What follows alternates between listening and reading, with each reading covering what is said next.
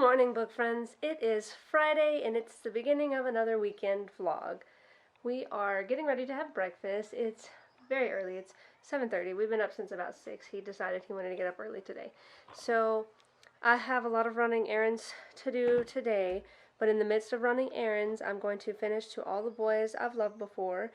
That is over halfway finished, so I'll probably knock it out pretty quickly since I'll be driving a lot today. And then I plan to hopefully knock out some more on the Paris hours once I slow down today. I'm making really good progress. I'm almost on page 100. What happened, bud? Did you fall down? You okay? And then I am going to start the Time Cat at some point this weekend and make some progress on it. So I will check back in a little while and let you know where we stand. Or where I stand. There is no we. There's just me. Where I stand. So I'm getting breakfast started, making some eggs for the children and I. I've got my espresso maker here that my husband got me for Valentine's Day.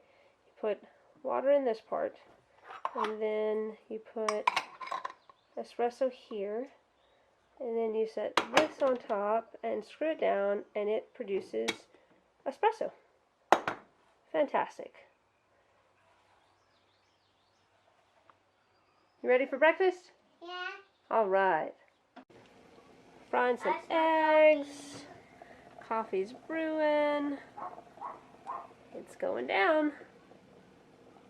Good morning. Good morning.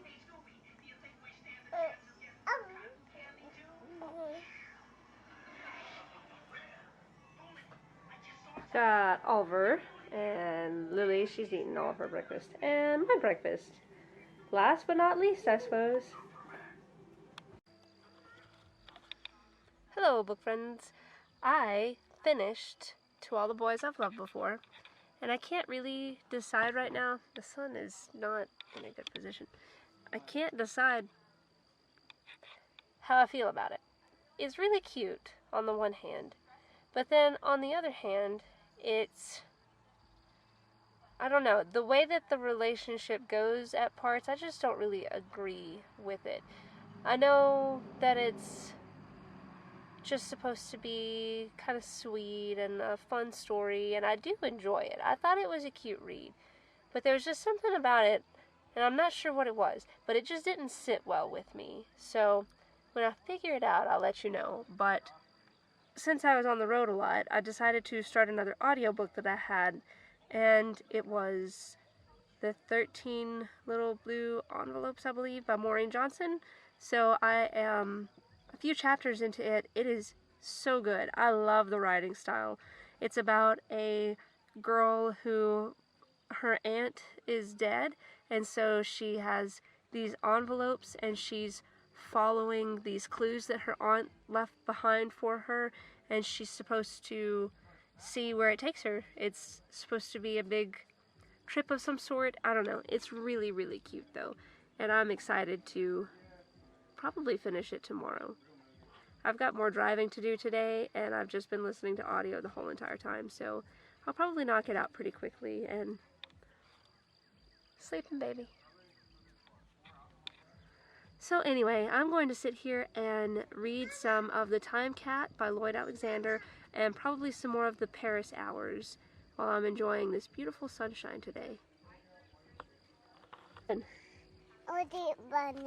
you eat Cheetos? What did you? You can't sit here. You're covered in Cheeto. What did you? Oh, you're going to sit right up there on the edge? Yeah. Okay. Are you finished with your Cheetos? Dada. Okay. Hey, I love you. I like you. Oh. Oh. Oh no! We gotta go get it. All right, you got it. Yeah. Good job, buddy. What you? Right there? Every day. Good job. What did you? You're gonna sit right there? What did you? You can't sit right there. That's not a seat. Oh. Yeah, you can have those.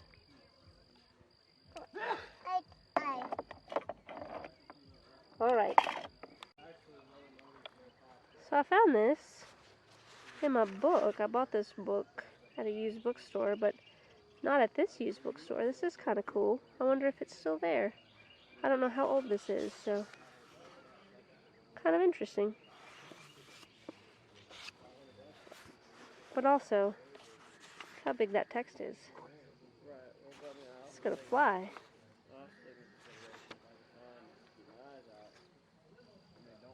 Hi, buddy. Alright, time to get started. Good morning, book friends. It's Saturday, which feels like Sunday for some reason.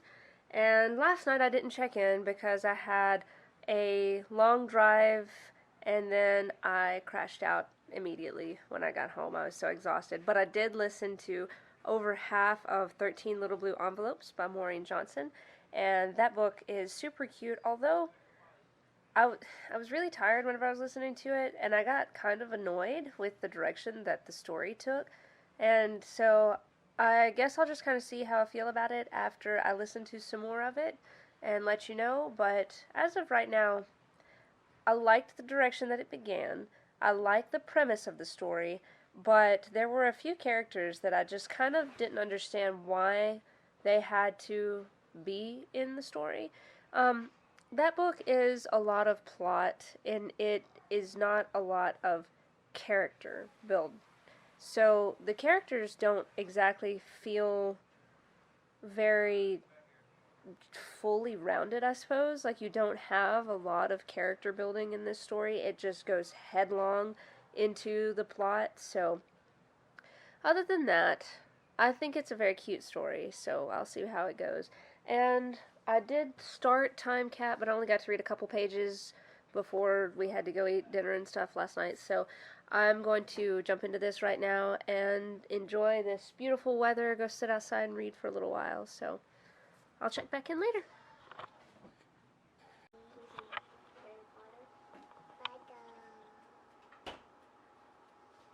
Do you say Harry? Harry Potter. Potter. Harry Potter. Harry and Potter. Do you say Miss Norris? Norris. Do you say Filch? Filch. Do you say McGonagall? Diddle. Do you say Professor? Do you say Sprout? Sprout. Can you say Snape? Snape. Can you say Malfoy? Malfoy. Can you say Hermione? Hermione. Can you say Ron? Ron. Can you say Ron? You like Ron? Can you say Phoenix?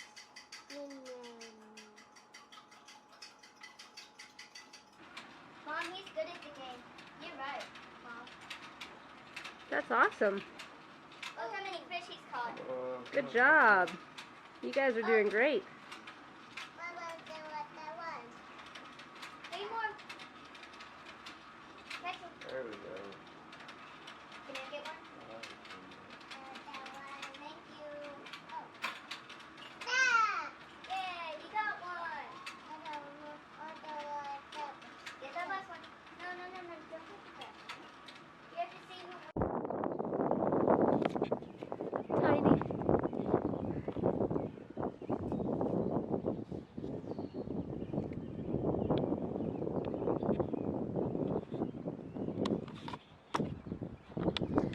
Okay, so I have read 41 pages, and this is such a cute story. It follows a little boy and his cat and their travels through time. It's just really neat. They've traveled to 2 different places so far, and I'm not really sure how many places they're going to travel to because this is my first reading of this, so we'll see. It's super adorable though. It's very quick. It kind of jumps straight into the plot and then it just goes. which is kind of cool. It's neat for a child, especially because since this is children's literature, keeping a child entertained and enthralled in the story. And it's really neat because it follows history, and so you're seeing historical events that were played out at the time that he's traveling to. So it's really neat for that reason too. I'm enjoying it though. It's a good read. And I am just now getting a little bit of some more downtime to pick up and read. And then I'm going to probably read the Paris Hours in a little while, so making some decent progress today. Also, earlier, whenever we were having lunch, I listened to some more of 13 Little Blue Envelopes, and that story is moving along now, and I'm just kind of curious if what happened earlier is going to have a purpose, or if it just happened and now she's going to move on and it was just part of her journey. So I guess we'll see where that goes also. I'm over halfway finished with that one, and it's really cute, so my brain's just kind of... It's one of those days where you just enjoy the weather. It's kind of like a lazy day. It feels like Sunday. It's not Sunday, but it feels like Sunday. And I just kind of want to nap in a hammock, if I had a hammock. Okay, I'm going to read now. Okay, so I haven't done a check-in today, and I guess I have a lot of good excuses. Well, last night I went to rock this little guy to sleep, and we both fell asleep in the recliner and slept there all night long. Not very comfortably, I might add, but still. We got up this morning and had to put together a grocery list and grocery shop and do all of the adulting type things. And so I am just now getting to a point where I can sit down and say hello. I did finish the 13 Little Blue Envelopes today, and honestly, I'm not really sure how I feel about that one right now. I can't say that well, okay, so I liked it, entertainment-wise.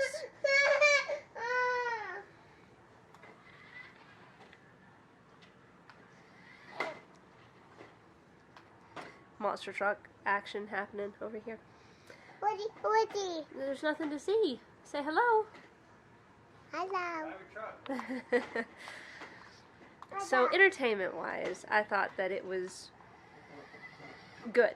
Like, it's fun read. It's really interesting, like, all the way through it. You don't really, like, lose interest in it. But as far as the story being believable, that's a negative. It follows a 17-year-old who goes on this trip, and it starts like straight into the plot. There's like no character development or even story build up really. It just goes like headlong into this plot of this girl whose aunt has died, and she is going on this like quest of sorts. Not necessarily a quest. She's just going on like this adventure that her aunt has set up for her in these envelopes, and she can only open one envelope at a time, and then she has to do what the envelopes tell her to do. So my first point of contention with this is the fact that her aunt just expects her to go do all of these things and not have any connection with anybody in America. That was one of the stipulations. And I don't really know what parent in their right mind would send their 17-year-old daughter over to Europe to go on a crazy wild goose chase for an aunt who's dead and not have any connection whatsoever to home in case something goes wrong. Like, that bothered me a lot. That was one of my main problems with it. Like, there's no way that anybody would just be like, okay, this is happening, you go have fun now, we'll see you whenever you turn back up, whatever that is. And then there are several plot lines throughout the book that just kind of get left hanging, like some things that just I didn't really understand the point of having it in the story at all, and I don't really necessarily think that there was a reason to have it in the story. So I don't know. Overall, it's a very cute book, and it's a fun little story, but it's just not believable. As long as you can get past that fact, then I think that you'll enjoy the book. So I also read some of The Time Cat. I'm going to read more. We're about to put children to bed here soon, and then we will have the evening to, well, I will have the evening to sit and read, and my husband, Brandon, is going to play some video games. I'm sure any parents out there can relate. But I'm going to do more reading on The Time Cat, and I'm already like 70 pages, I think, into that, and it's like 200 pages, but the words in it are huge, so it should go pretty quickly once I actually have a little time to sit and read. I actually just drank some espresso so that I might be able to stay awake without falling asleep at 10 o'clock tonight. So anyway, I'm going to check back in the morning or later this evening before I post this up. I may post this, tomorrow will be Monday, I may post this tomorrow afternoon, that way I can do like one final wrap up on everything that was read this weekend. Because I would also like to read a little more of Paris Hours before I call it quits on the weekend. So, all in all, it's been very productive. I've finished 2 books so far, hoping to finish a third, and I don't know how many pages that calculates out to, but I will do the addition and I will tell you later. So, here's to some more reading. Hello, book friends. It's Monday morning, and I'm going to wrap up this reading weekend. I finished out the weekend. I read, 644-ish pages. I finished up To All the Boys I've Loved Before. I started and finished 13 Little Blue Envelopes. I read a few more pages on the Paris Hours. I didn't really focus much on the Paris Hours as much as I had planned to.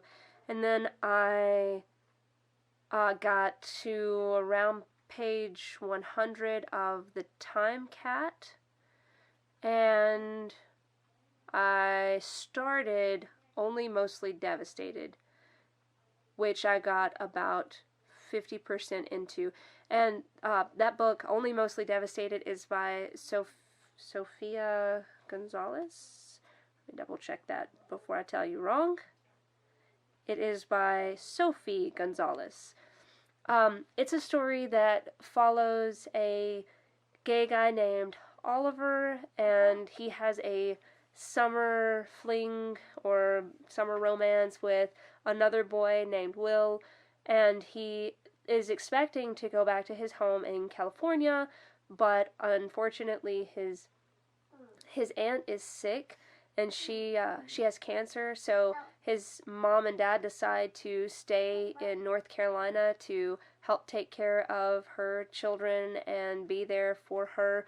So he finds himself in a new high school with having to make new friends, and it's his senior year of high school, and so he never thought he would see Will again after the summer, but it turned out that they went to the same high school, but Will is not openly gay. He is still in the closet. So he is, the main character, Oliver, is struggling with trying to understand Will's point of view and why he wants to be closed off and like kind of a preppy jock type person.